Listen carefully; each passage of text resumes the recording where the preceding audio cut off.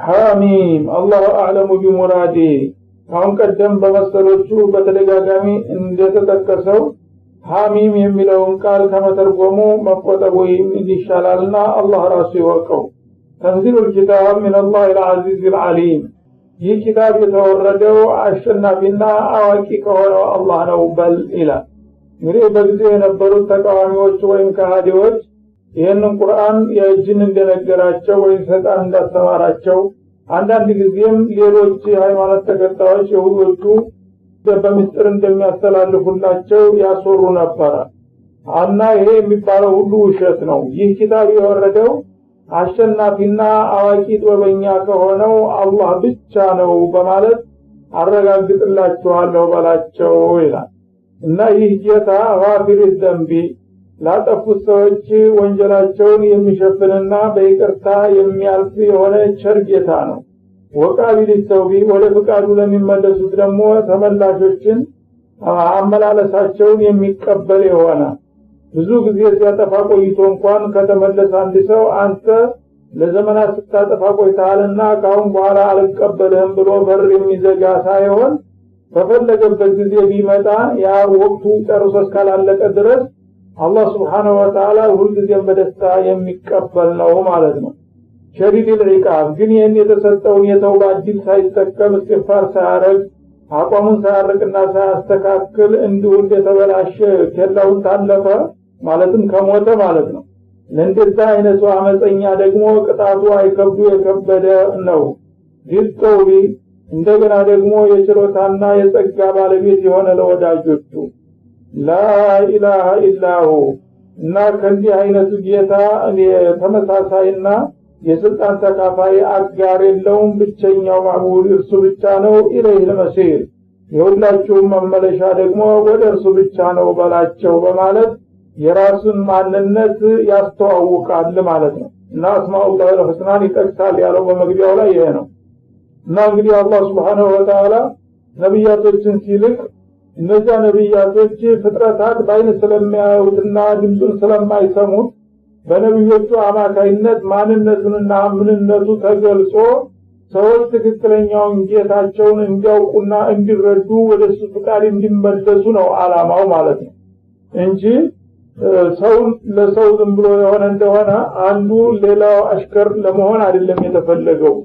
እኔን ጌታቸውን አሳውቋቸውና ባህሪያቴን ግለጹላቸውና ጋፊር ደንብ መሆኔን በብዙ ዘመን እንግዲህ በጃሂልያ ጊዜ የቆዩ ሰዎች ባለማወቃቸው መሪ አስተማሪ ስለሌላቸው ያጠፋሉ። ስለዚህ ይሄ ሁሉ ፈጣሪን የሚያስከፋ ነገር ነው እኮ ብለው ሲነግሯቸው ተስፋ ይቆርጣሉ። ታዲያኛ ልካችን እንድስናረጋ አይደለም ነው እንዲህ እስካረግን ድረስ እንግዲህ አይምረንም ብለው በዛው ባንድ ፊቱን ዝለቀው ብለው እንዳይገቡ ጋፊር ደንብ ነው ብላችሁ አስተዋውቁ። ያጠፋችሁትን ብታጠፉ እኔ ምራችኋለሁ በላቸው ነው። እንደገና ወቃቢል ተውቢ ባለፈው ጥፋታችሁ ተጸጽታችሁ ወደ ጌታችሁን ከመለሳችሁ እቀበላችኋለሁ እንጂ እናንተ በወንጀል የተጨማለቃችሁ ናችሁና አልፈልጋችሁም ብዬ በር የሚዘጋና የማስተናብት አለመሆኔን ንገርና ለፍጥረታቶች አሳውቀኝ እያለ ነው ማለት ነው። ግን ይህን የተሰጠውን እድልና ግብዣ ሳይጠቀም ቀርቶ እንዲሁ ዝም ብሎ በዛው በጥፋቱ እስከ ዘለቄታው የሄደ እንደሆነ ሸዲዱል ዒቃብ ለእንደዛ አይነቱ አመፀኛ ደግሞ ቅጣቱ እጅግ የከበደና የከፋ እንደሚሆን ይጠውል። ለባሮቹና ለወዳጆቹ ደግሞ በዱንያም ሆነ በአኺራ ስጦታውና ችሮታው የሰፋ የሆነ ላኢላሃ ኢላ እና እንግዲህ የዚህ አይነት ባህሪያት ያተሟላለት ጌታ የሱ ጓደኛና አምሳያ የሌለ ብቸኛ አምላክ ማለት እርሱ ነው። ኢለይሂል መሲር ደግሞ ዝሮ በመጨረሻ በዚህ በዱንያ ላይ የሰራችሁትን ስራ ከፋም በጀም ውጤቱን ልትረከቡ የምትመለሱት የውመል ቂያማ ወደ እርሱ ብቻ ነው ብለህ እኔን በዚህ መልክ ግለጸኝና አሳውቀኝ ይላቸዋል ማለት ነው። ይሄ ነው የሚፈለገው። እንግዲህ ነብይም ቢሆን በነብይነቱ ፈጣሪና ፍጡርን ማስተዋወቅና ማገናኘት ነው እንጂ ሚናው እሱ ራሱ እኔን ተገዙኝና ለኔ አገልግሉኝ ማለት አይደለም ማለት ነው። እና ማካነ ነብዩ እንዳለው በሌላው አያት እኔን ተገዙኝ ነብዩላህ ኢሳ ታሪክ ላይ እንደተጠቀሰው ማለት ነው። አንተ ቁልተ ሊናስ ተخذوني وامي الهين من دون الله እኔንና እናቴን እንደጌታ አድርጋችሁ ያዙኝ አላህን ተውት ብለህ ነው እንዲያስተማርከው ብዬ ጠይቀዋለሁ መልኪያማ ይላል። ምክንያቱም ክርስቲያኖቹ እንደዚህ ተብሎ የተነገራቸው ይመስላሉ። የአላህን ነገር ወደ ጎን ቸል ብለው የኢየሱስና የማርያምን ነገር ነውና የሚያንጸባርቁት። ለመሆኑ እንዲህ ብለህ ነው እንዲያስተማርከው እኔን ትተህ ወደ ጎን ራስህንና እናትህን ነው እንዲመለኩ አድርገህ የሰበከው ብዬ ጠይቀዋለሁ ይላል። እሳቸው ይህን እንዲያላረጉ ያውቃል፣ ግን በአንደበታቸው እንዲመልሱና ሰዎችን እንዲያጋልጧቸው ሲጋብዝ ማለት እና አሁንም እንግዲህ አላህ Subhanahu Wa Ta'ala በትክክል ማንነቱንና ምንነቱን አውቆ ፍጥረታቱን እንዲፈሩና እንዲያከብሩ ይህን እንዲያስተምሩለት ነው እንጂ ነብያቶችን የሚልከው ፍጡር ለፍጡር አለቃ ሆኖ አንዱ ለሌላው እንዲያጎበድድ አይደለም የሚፈልገው ማለት ነው። እና እንዲህ አይነቶቹ አያቶች እንግዲህ በትክክል ጌታን ያሳውቃሉ። ስለዚህም በዑመር ኢብኑ ኸጣብ ጊዜ ረዲየላሁ ዐንሁ አንዲ በሻም አካባቢ የሚኖር ትልቅ ጀግና ሰው ነበረ ይባላል። እና ዑመር በፈለጉት ጊዜ ሁሉ ይልኩበታል ለጉዳያቸው እንዲተባበራቸው። በህዝብ በጣም ታዋቂነትና ተደጋፊነት ያለው ሰው ነው፣ ጀግና ነው። ጦርነት ምናምን ሲከብዳቸው ኃይል ሲፈልጉ ይጠሩታል፣ እንደገና ለማማከር ሲፈልጉ ይጠሩታል። እሱም በየጊዜው እየመጣ ይዘይራቸዋል። በጣም ጥሩ ሰው ነበረ ይባላል። ግን እንግዲህ አስተዳደግ መጥፎ ነውና መጠጥ ይጠጣ ነበር ይባላል። ይሄ ሰውዬ እንዲያው ዲኑ ጎበዝ ሆኖ እያለ የመጠጥ ቆርጦ ለመተው አስቸገረው። ኋላ ይሄ መጠጥ ቀስ በቀስ እየሳበ ወደ ስተት እየመራው እሳቸውም ዘንዳ መምጣቱን ማቋረጥ ጀመረ ይባላል። እና እንዲቀና ነሱ ኧረ ያ ወዳጄ እንዳው ምን ደረሰ በሚላቸው እሱማ ይሄ መጠጥ የሚባል ነገር እያሳነፈው አሁንማ እንዳው ከሱ ጋር አይላቀቅም ተብሏል ማለት ሰሙ። ይሄ ጊዜ ገባቸው ንቁናቸውና ከአላህ ጋር ያለው አላቃቸው ቀውይ ስለሆነ ወንድሜ እኮ በቃ በሰይጣን ተጠልፎ እንግዲህ አንተ ብትተውብትስ ማን ሊምር ብሎ ተስፋ አስቆርጦት ነው እንደዚህ የጠፋው አሉና ወዳውኑ ጻፊያቸውን ጠሩ ባስቸኳይ ይባላል። እና ካቲባቸውን ጠሩና اكتب الى فلان ابن فلان من عمر بن الخطاب امير المؤمنين አሉ። እና አሁንም ነገርህን ቁም ነገር ቶሎ ጻፍና ላቃል። እና ከዑመር ኢብኑ الخطاب አሚሩ المؤمنين የተላከ ደብዳቤ ለወዳጁ የገሌ ልጅ ለሆነው ለሻም ይላሉ። እና ያንታሉ በኋላ ያ فلان ابن فلان يا اخي احمد الله الذي خلقنا وخلق እናንተንም እኛንም የፈጠረንን ጌታ አላህን አባንተ ስም አመሰግናለሁ።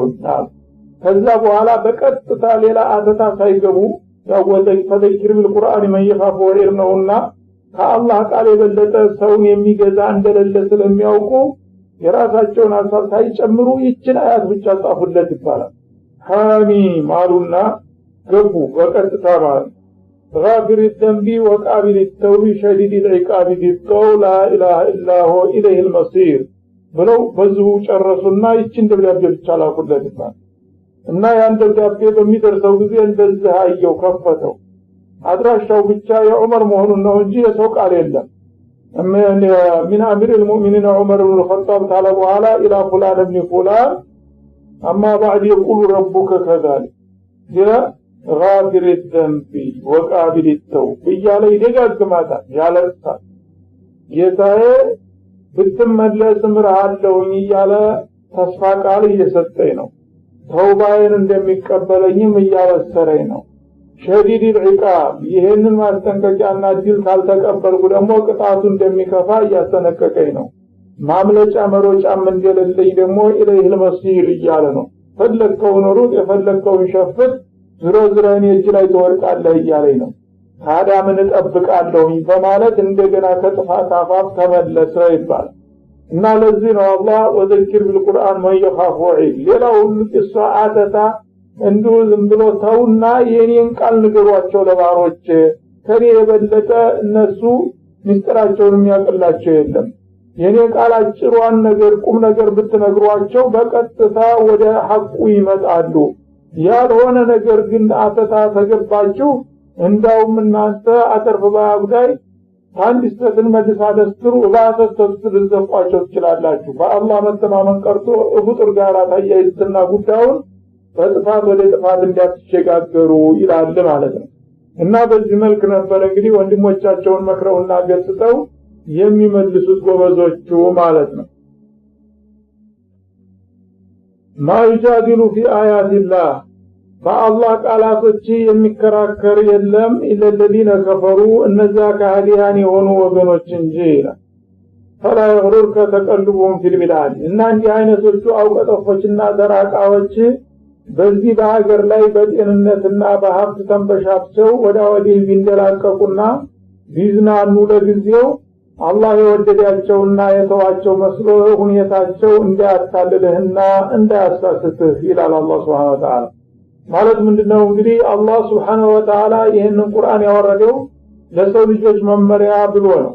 ይሄ መመሪያ በሚደርሳቸው ጊዜ ቀና አመለካከት ያላቸው በቀላሉ ከማንኛውም ምክርና መመሪያ የበለጠ ይረዱና ይጠቀሙበታል ማለት ነው። አንዳንዶቹ ወስላቶች ግን በተፈጥሯቸው አስተሳሰባቸው ግትርና ከሃዲዎች የሆኑት ይህንን ነገር አጥብቀው ይከራከሩታል እንደውም ማለት ነው። እንደ ባጢል አድርገው በማጥላላትና በማቋሸሽ ሽንጣቸውን ገትረው ይከራከራሉ።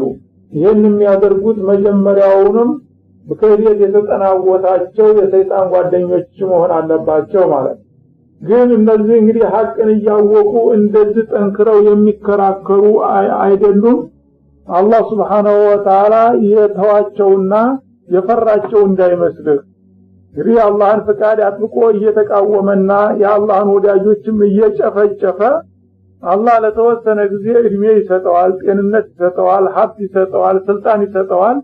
ይሄ የተለያዩ ጥቅሞችን አላህ ሰጥቶት በዚህ በምድር ላይ የበላይነት እየተሰማው መንደላቀቁና መዘባነኑ ይሄ አያስገርምህ።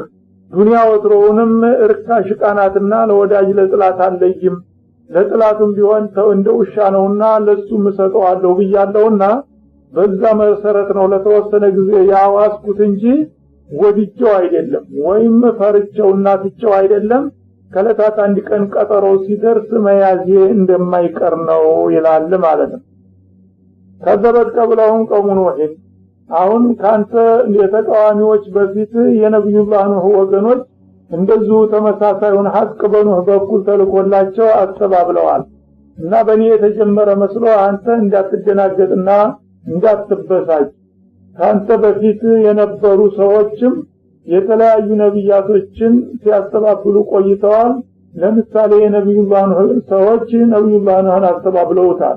ወልአህዛቡ ሚን ባዕዲሂም ከዛም ቀጥለው የመጡት ህዝቦች የተላኩላቸውን መልእክተኞች በተመሳሳይ መልኩ ሲክዱና ሲያስተባብሉ ቆይተዋል። ለምሳሌ እነ ቀውሙ ሁድ እነ ቀውሙ ሷሊህ አዲና ተሙድ የተባሉት ማለት ነው። ከዛም ወዲህ እነ ቀውሙ ኢብራሂም እነ ቀውሙ ሉጥ ሲያስተባብሉ መጥተዋል። ወሐመድ ኩሉ ኡመቲን ቢረሱልህም እንዳውም ማስተባበል ብቻ ሳይበቃቸው እያንዳንዱ ህዝቦች መልእክተኞቻቸውን ጥቃት ሊሰነዝሩባቸውም አስበዋል፣ የሰነዘሩም አሉ ማለት ነው። ለኹዙ ያመለክተኛነ ብሎ የመጣውን ሰውዬ ለምን ይሄን ነገር ነገርከንና አስጠነቀቅከን ተብሎ እንደ ወንጀል ተቆጥሮ መናገሩ እንኳን እሱን ወዳውኑ ሊይዙትና ሊበቀሉት ሞክረዋል ማለት ነው። የተበቀሉም አሉ። ወጃደሉ ቢልባጢል እና ውሸታቸውን ይዘው በጥብቅ ተከራክረዋል። ደግሞ እነሱ የያዙትን ውሸት እንደ እውነት አድርገው ሳያፍሩበት በቀጥታ ሽጣቸውን ለምጠው ተከራክረዋል። ሊዩዲሂዱ ቢልሐቅ የነሱ ባጢል የሐቅ ሊያረክሱበት ማለት ነው። እኔ የላኩትን በመለክተኞች በኩል የላኩትን ሐቅ ለመሻርና ለማስወገድ እነሱ ባጢላቸውን ተደግፈው ያለ የሌለ ኃይላቸውን በመጠቀም ተከራክረዋል ማለት። ይሁን እንጂ ግን ያ ሁሉ ትግል ውጤቱ አላማረም። ፈአፈስቱም በመጨረሻ አካባቢ እኔ በኃይል እየያዛቸዋለሁ ተበቅላቸዋለሁ። ፈከይፈ ካነ ኢቃብ እና በሚይዛቸው ጊዜ ቅጣቴ እንዴት ነበረ? ያው በተለያዩ ምዕራፎች እንደተጠቀሰውና እንደተነገረ እንዳወቀው ሆነ ማለት ነው። وكذلك حقت كلمة ربك على الذين كفروا وأنهم أصحاب النار እና አሁን እንደነገርኩ ለተወሰነ ጊዜ እንኳን በማናለብኝነት ተቆራርተውና ሸፍተው ቢቆዩም በመጨረሻ ልክ እንደተነገረው እያንዳንዱ የነብይ ተቃዋሚ የነበሩ ህዝቦች የጌታ ውሳኔ ቃል አርፎባቸዋል ተረጋግጦባቸዋል ማለት ነው። ለአግሊበና አነ ወሩሱሊ እኔና መለክተኞቼ በመጨረሻ እናይላለን እናሸንፋለን። ወልዓቂበቱ ሊልሙተቂን አላህን ለሚፈሩ ነው የመጨረሻ ድልና እድል የሚለው ውሳኔ ቃል እንደዚሁ በእያንዳንዳቸው ላይ ተፈጽሞባቸዋል እንጂ እንደቆሩና እንዳቀራሩ አልቀሩም ማለት ነው። እና ይሄ ውሳኔ ቃል በማን ላይ ነው የተፈጸመው? አለለዲነ ከፈሩ በነዛ በካህዲዎቹ ላይ አንነሁም አስሐቡን ናር። እንደገና በዚሁ በዱንያ ላይ ደግሞ መጥፋታቸው ብቻ ሳይበቃቸው በመጨረሻው ዓለም ደግሞ የውመል ቂያማ የጀሃነም ድርሻዎች መሆናቸውም ተረጋግጦባቸዋል። አሁን ያሉትም ታዲያ የእነሱን ፈለግ የሚከተሉ ከሆነ በዱንያም ሆነ በአኺራ ይሄው አይድል እንደሚከተላቸው አይጠራጠሩ በላቸው ነው።